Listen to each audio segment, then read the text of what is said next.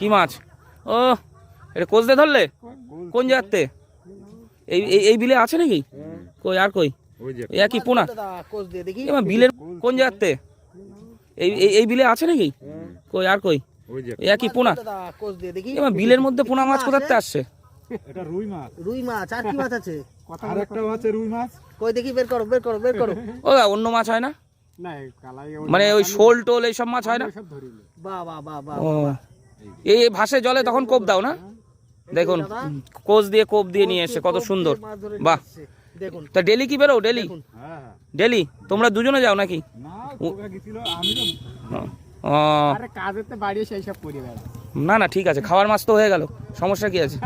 খাওয়ার মাছ তো রাত্রের বেলা এইসব বিলে কোচ নিয়ে ঘুরলে তো মনে হয় পাওয়া যায় না?